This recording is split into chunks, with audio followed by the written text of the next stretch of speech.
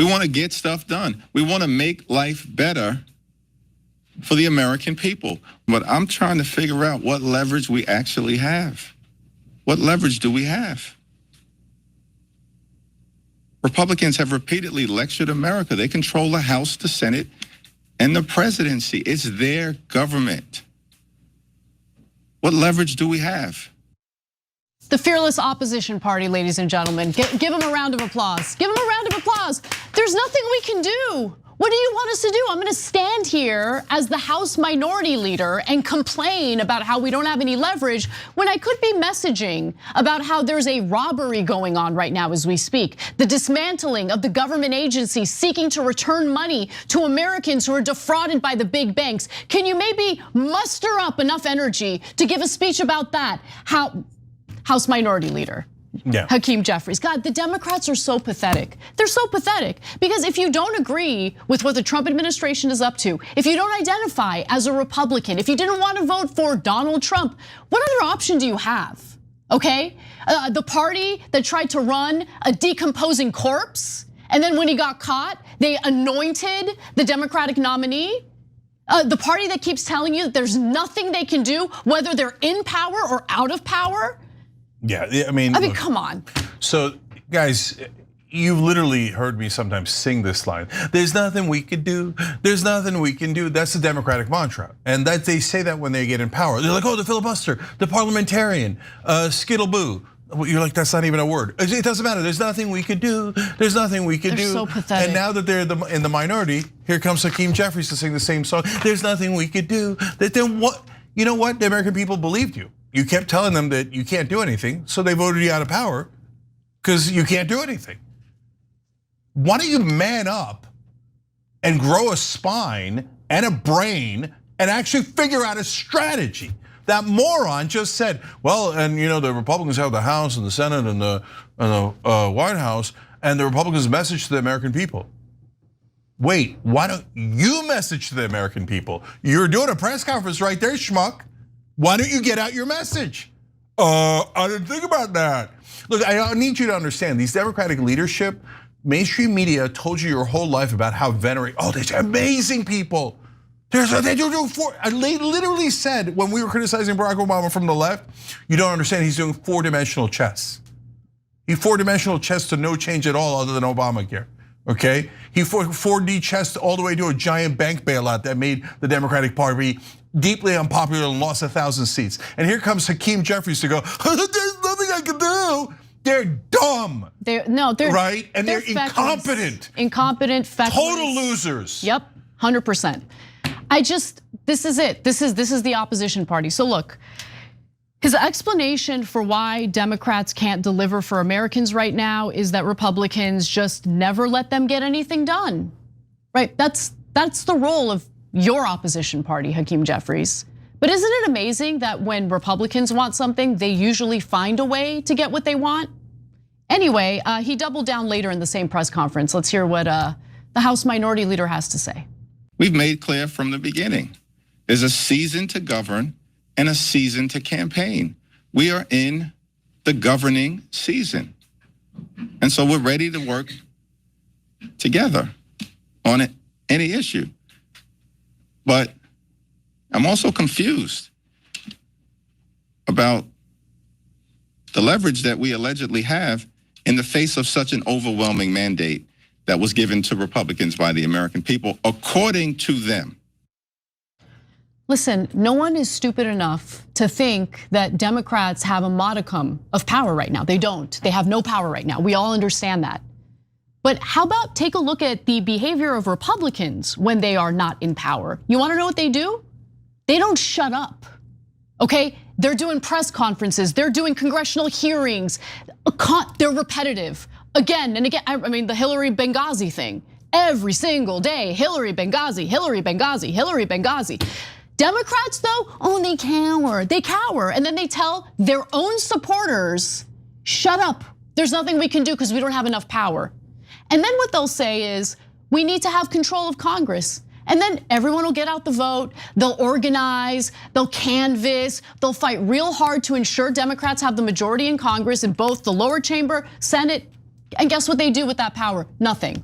That's what Biden had. And then it was excuse after excuse after excuse for why they can't get their own agenda accomplished, even when they had control of the executive branch and they had control of Congress. But don't worry, don't fret, because there's another Democratic leader who's gonna fight for us, and she's gonna explain how in this next clip. My whole passion about being in politics is for the children. So what is it that we're doing for the children? I think that it would have been important for the children to not have Donald Trump be president of the United States. And that is, I would take every step necessary to make sure that didn't happen, but it did. And now we have to deal with it. And in about 6 or 7 months, you're going to see such a change. By the time we start our campaigns in this fall, for next fall, you're going to see a very different picture about the Democrats vis-a-vis Donald Trump. Retire. She's sitting there and talking about, like, don't worry, in 6 months, we might start fighting back. Like, and I want to explain why she says 6 to 7 months. First, let me go through all this, and we're going to be constructive. I'm going to tell you what they actually should do, okay? Because I think we're the only show that ever does that, right? So first of all, on Hakeem Jeffries, he says, well, there's nothing we do in the minority. But wait a minute, when you were in the majority and Biden had the House, the Senate, and the White House, you also said there was nothing you could do. Why? Because the GOP was blocking all your bills, even though they were in the minority because of the filibuster. So why don't you do the same thing? And then there would be something you could do. Why don't you just do exactly what the Republicans did to you that you complained about when Biden was in charge? Did that not occur to you? Because when you were in charge, you couldn't stop talking about the filibuster and the parliamentarian. Now, all of a sudden, you can't find the parliamentarian. What's a filibuster? I mean, at a bare minimum, can't you do that? For him to pretend that he has no leverage at all, it's unbelievable. Now, Nancy Pelosi, I mean, look at how pathetic this is. You know, the thing that I care about is the children. What is this? What is this? I mean, this is elementary level politics. Yep. Children, how? In what context? What are you talking about? And what is the most important thing for the children, according to her? That Donald Trump not win. In other words, that the Democrats win. Yeah, I was talking to a kid the other day. He's like, man, if more Democrats won, I'd be so happy. Okay, I mean, this is just like such infantile way of trying to manipulate people. If you care about your kids, you vote Democrat. So why does 6 to 7 months from now? Because as she said, that's when our campaign's gonna start. They're not gonna fight back when you're in trouble. They're not fighting back right now when the Trump team is saying we're not listening to the courts. That's the giant, unbelievable constitutional crisis, right? No, they're gonna wait until their self-interest is affected. 6 to 7 months from now, when their campaigns start. And look at the speed. Biden gets in, Trump, boom, boom, boom, boom, boom, boom, doing 1,000 actions. Steve Bannon is laughing his ass off today, talking about, yeah, we flooded the zone. And we're stunned at how little the Democrats did in return. It looks like they had 3 months to prepare and didn't prepare a single thing. He's rubbing our face in it, and he's right about it. he's right, he's totally right. And so, I mean, God, they're so pathetic. They can't plan anything. No, they have something up their sleeve, though. Let's be fair. Let's be fair to the Democrats, because they do have something up their sleeve. I wrote about this over the weekend. They're relying on a super PAC that's funded by the good billionaires. Don't worry, it's not the bad billionaires, according to Democrats, the good billionaires, who are going to help them connect with the working class.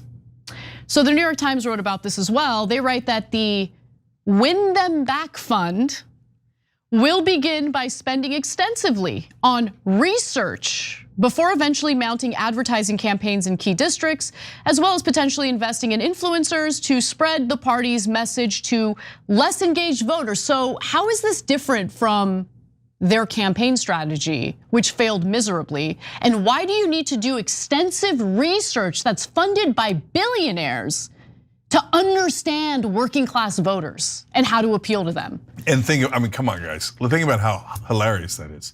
We're gonna ask the billionaires how much we can help the middle class, and they'll come up with a genius strategy. Now, I know that the billionaires are funding the pollsters, the consultants, etc. But do you see what they're doing? They have no actual ideology. They're going to do focus groups to figure out what would resonate Now, to actually do those things, if the focus group comes back and says, yeah, do $15 minimum wage like we told you, do paid family leave like we told you 100 times, right? Are they going to actually do those things? No, the focus group and the study funded by the billionaires is so they can tell you what they're gonna pretend to do. And then when they get into office, they'll say there was nothing we could do, okay? So that's why we need a strong Democratic Party so desperately right now. And they're still doing the same game. No, it's the same game. The Democrats, the issue with the Democrats in this last election cycle wasn't the lack of money, and it wasn't the lack of advertising either. In fact, I mean, you just look at this. This is a graph put together by the New York Times. It shows the difference between Kamala Harris's fundraising versus Donald Trump's fundraising. Believe it or not, Kamala Harris raised a lot more money than Donald Trump did, okay? That could have paid for a lot of focus groups to figure out what the hell to run on. That's what we need, more focus groups. That'll save America. Okay, so, but let's take a look at the super PAC that is going to help the Democrats understand the working class a little bit better. So the super PAC's name Funny every time. House Majority PAC is the name of the super PAC. They're the ones who are putting $50 million aside in order to do this whole win them back fund. And win them back means win back the working class. Who funds this super PAC? Let's take a look at the list of people. The top donor is Michael Bloomberg to the tune of $13 million. And this is just in the last election cycle in 2023 through 2024. If anyone knows how to win back the middle class, it's Michael frickin' Bloomberg. Yeah, there's more. Tom Steyer donated $2 million to it. Real estate developer John Fish. So I looked through all the documents to see he donated multiple times and it all amounted to $2.27 million. He's known for fighting against progressive tax policies in his state, Massachusetts, I believe. So yeah, he would really know a lot about connecting with the working class. LinkedIn co-founder Reid Hoffman, $1.5 million. But look at all the Bain Capital executives. Bain Capital, private equity firm, really concerned about appealing to the working class. Do you think that that group might come up with a policy that says, hey, you know what? It turns out private equity buying up all the residential homes is super unpopular. If you fight back against that, the American people will love it. They're funded by Bain. That's a private equity company. They're not going to come up with that conclusion. Yeah. They're going to come up with smokes and mirrors like the Democrats always do. And I'm gonna end on this. So one of the people who kind of participated in this meeting that Hakeem Jeffries had with 150 Silicon Valley-based donors in California to mend fences was a gentleman I'm about to read a comment from or a message from. So he says that the singular focus of that meeting was how do we ensure Silicon Valley remains with Democrats, because right now Silicon Valley is feeling very purple. Because that's the main concern of the Democratic Party. It's not really about appealing to working class voters. It's about ensuring that they don't lose their precious, precious Silicon Valley donors, some of whom have already defected and support Trump. Alex Hoffman, a Democratic donor advisor who works with donors across the country, made this incredible statement. There is a significant fear that these tech folks who have been with us for a long time will say, F it, we're going with the other guys.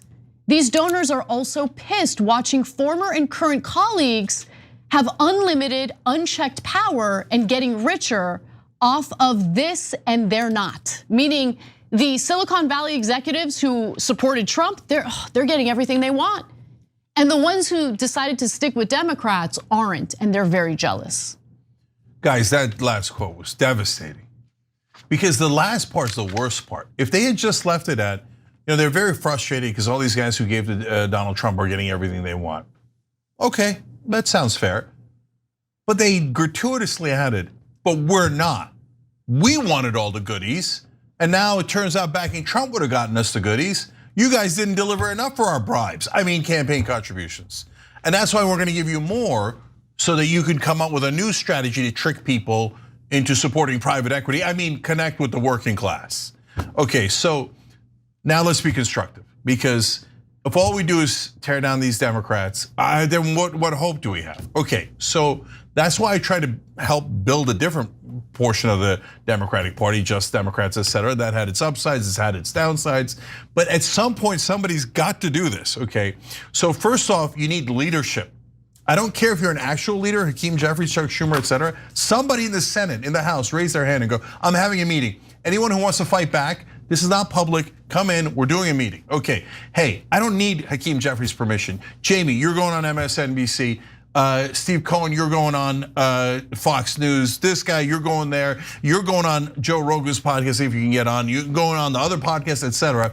And okay, now, we're all doing that so we get our message out. That is number one thing we can do. Hakeem Jeffries just said earlier in that, what we showed you, that the Republicans won by getting their message out. So knucklehead, you might want to do the same. God, he's nowhere near a leader. Okay, then secondly, you have to agree on what the messaging is. What is a powerful message that you could deliver? So for example, we covered a story, and it might seem like a minor story to some, but it's actually excellent moral high ground to fight from last week, which was they're getting rid of the lead cleaning in the water. That means there's gonna be more lead poisoning. That means like it literally drops IQ points of kids. It increases crime, and cleaning up the lead out of the water has an over 90% approval rating. So if you all went out on the Sunday shows, you all went on the podcast, you all went on online media and said at the same time, they're poisoning our kids, and here's definitive proof. Why are they doing this? Then you're fighting on moral high ground, and you're doing damage. Republicans do this all the time with tiny little issues that nobody's even ever freaking heard of, right? This lead thing is an actual real important thing. And by the way, he's like, well, we're trying to work with them. Look, if you say, hey, there's some things I would like to work with them on, good, no problem. I say, for example, you want to cut the Pentagon? That's a Democratic priority. If the Republicans agree, it was. If the Republicans agree, great. Then by the way, what do? You look reasonable for working with them on an issue that's popular and was yours to begin with, right? So there's ways to agree on a small number of things and fight back on the other parts and do it right. But are they gonna figure out any of that? No, and that's why it's hard not to be despondent. The Democratic Party is so pathetic. There isn't one freaking leader that could do any of this messaging. Thanks for watching the Young Turks, really appreciate it. Another way to show support is through YouTube memberships. You'll get to interact with us more. There's live chat emojis, badges. You've got emojis of me, Anna, John, JR, so those are super fun. But you also get playback of our exclusive member-only shows and specials right after they air. So all of that, all you gotta do is click that join button right underneath the video. Thank you.